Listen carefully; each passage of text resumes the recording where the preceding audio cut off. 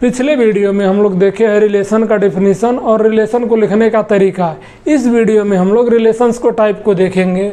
तो पहला रिलेशन का टाइप है नल या वॉइड रिलेशन।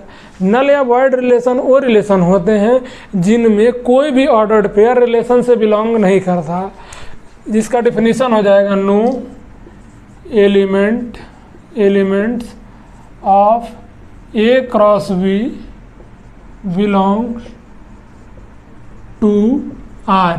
अगर मान लीजिए एग्जाम्पल अगर हम लोग इसका देखें, ए इज इक्वल टू कोई सेट दिया 1 2 3, ठीक।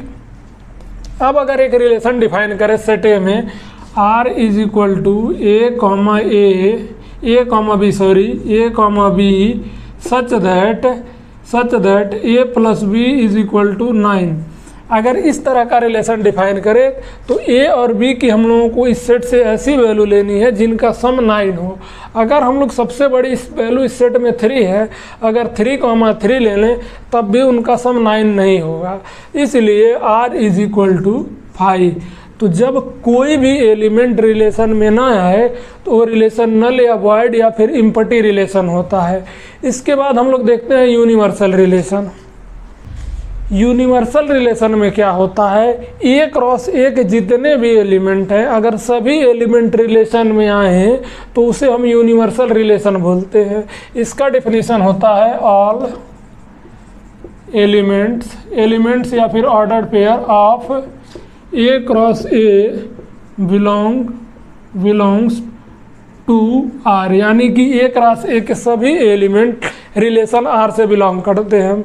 इसका एग्जाम्पल हम लोग देख लेते हैं। एग्जाम्पल अगर मान लीजिए set A is equal to दिया हो 1 2 3, ठीक, और अगर relation R is equal to दिया हो A comma B such that A minus B belongs to integer, अगर इस तरह से दिया हो तो इनमें से आप किन्हीं नंबर का पेयर बनाएं, किन्हीं नंबर का ऑर्डर्ड पेयर बनाएं, उनका डिफरेंस हमेशा ही इंटीजर होगा।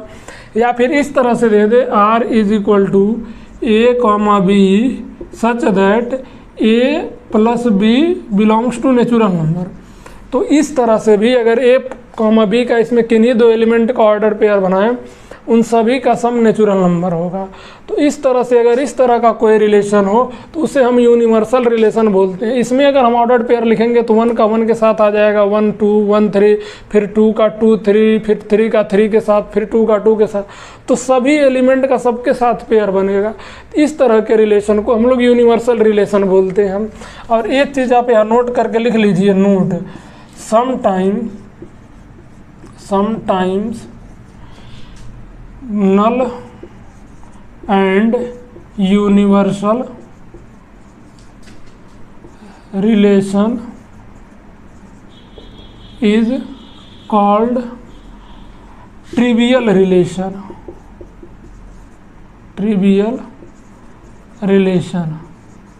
तो जो नल या वॉइड रिलेशन है और जो यूनिवर्सल रिलेशन है, कभी कभी इनको हम लोग ट्रिवियल रिलेशन बोलते हैं। अब इसके बाद हम लोग थर्ड देखते हैं आइडेंटिटी रिलेशन। आइडेंटिटी रिलेशन क्या होता है, अगर कोई सेट ए है, ए इज इक्वल टू 1 2 3 4, इस तरह से कोई सेट है, अगर इसके जो एलिमेंट हैं वो केवल खुद से रिलेट करें, या कहने का मतलब 1 केवल 1 से रिलेट करे, बाकी किसी से न रिलेट करे, 2 केवल 2 से रिलेट करे, बाकी किसी से न रिलेट करे, तो जो एलिमेंट है सेट के अंदर वो केवल खुद से जब रिलेट करें तो उस तरह के रिलेशन को आइडेंटिटी रिलेशन कहा जाता है। Relation in identity relation each element relate to itself only। तो जो एलिमेंट है वो केवल खुद से ही रिलेट करेंगे। अगर इसको लिखने का एक हम लोग एग्जांपल लिखें, अगर मान लीजिए इसी सेट को हम लोग ले लेते हैं और रिलेशन लिखें R is equal to A comma B such that A is equal to B, अगर इसके हम लोग रिलेशन को लिखेंगे तो r इज इक्वल टू 1 के साथ क्या आएगा, ए बी के इक्वल होना चाहिए, यानी कि 1 के साथ 1 आ जाएगा, 2 के साथ 2 आ जाएगा, 3 के साथ 3 आ जाएगा और 4 के साथ 4 आ जाएगा। तो इस तरह से हम लोग रिलेशन में अगर जितने भी एलिमेंट हैं अगर सब खुद से रिलेट करें तो आइडेंटिटी रिलेशन होगा। अगर कोई एलिमेंट किसी से न रिलेट करे तो नल या वॉइड रिलेशन होगा। अगर सभी एलिमेंट सभी के साथ रिलेट करें तो यूनिवर्सल रिलेशन होगा। और कभी कभी नल या वॉइड रिलेशन और यूनिवर्सल रिलेशन को हम लोग ट्रिवियल रिलेशन भी कहते हैं। ये